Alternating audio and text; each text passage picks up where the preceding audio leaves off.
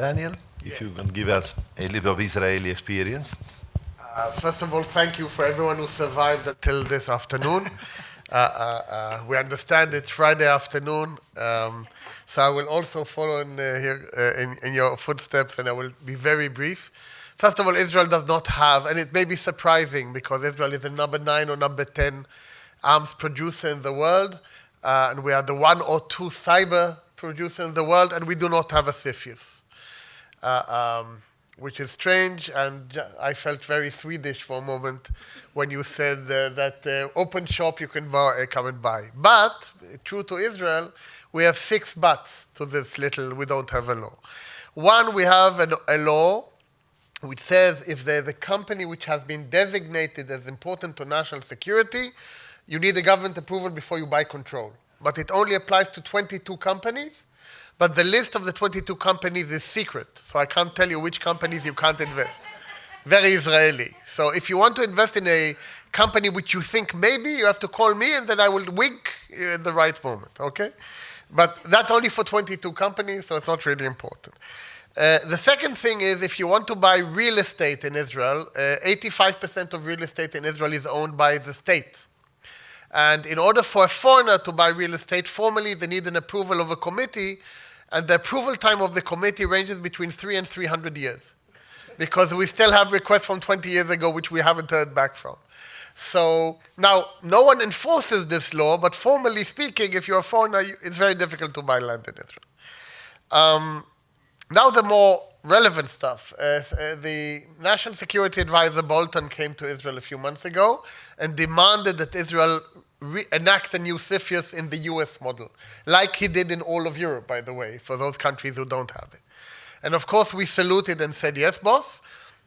And immediately we set up a committee. It's headed by the legal advisor of the Ministry of the Treasury and the head of our National Security Council.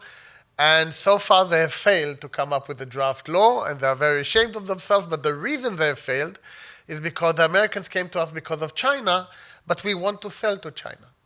So if we come up with a law, theoretically, we are creating a problem for ourselves. And so Israel is sort of stuck. We are, a full ally of the United States. We are totally behind them on the Iranian thing, where we are not with most of Europe. But on China, we are walking the fence. So the law currently, there's even not a draft, and they are claiming that it's more difficult than they thought, and it will take time, so we'll see. Now I come to the fourth point. In regulated technologies, dual use or military, of course, you do not need an approval to send the company to sell it. Of course, you can't give them access to the technology, but just own the company. But you do need to give notification 30 days after change of ownership. However, our experience is that if you try to sell a defense or security company to a foreigner and then come back and ask for the export licenses the following day, you will never get them. So in reality, what we do is if we try to sell such a company, we go to them in advance, we explain what the deal is, and they sort of give us an approval, okay, you can sell the company under these 50 conditions. And so, in effect, for all regulated companies, we have a de facto CFIUS, but it doesn't appear in any rule book, and there's no regulation for this, and it's just, I pick up the phone and say, I need a meeting, here's the deal, and they tell me the conditions, and we continue. And I will end with 2 specific stories. One is, about 2 years ago, I was contacted by a very big, foreign-owned, of course, computer manufacturer. And they said that they had heard that the Israeli government had made a decision not to buy any more equipment from them. Could I represent them and try to convince the Israeli government to change their mind? Now, there's no law which allows the Israeli government to say that. I mean, it is almost illegal to bar a company because of something. So I called them up and said, they claim that you decided not to buy. And they said, well, between you and me, of course it's true, but we will never say it publicly. And I said, why? And they explained to me why. And I said, any chance of changing your mind? And they said, not in a million years. So I called back and said, I can't take the case because there's no way to solve it, so they left. So in reality, what happens under the radar, of course, governments can make decisions without legal basis, but you can't really, you can go to court to challenge, but good luck. It's very difficult. And the final story, which is happening this week, actually last night while we were at dinner.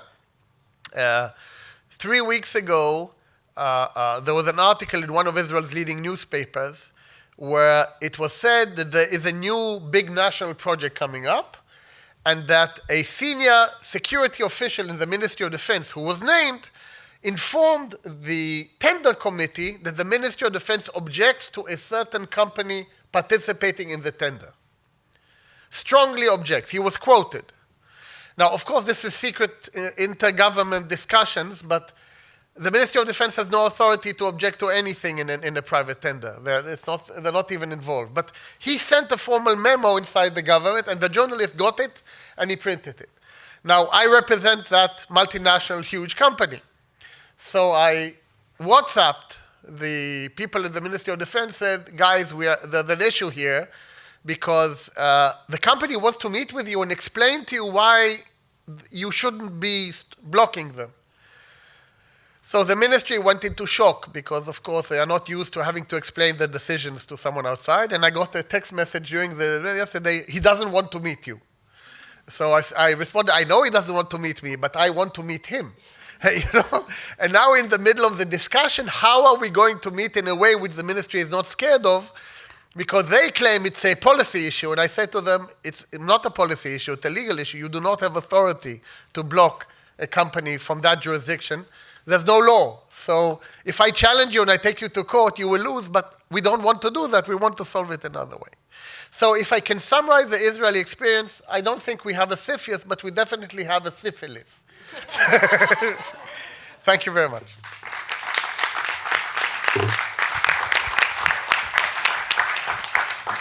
Grazie mille, Daniel. Come sempre brillante.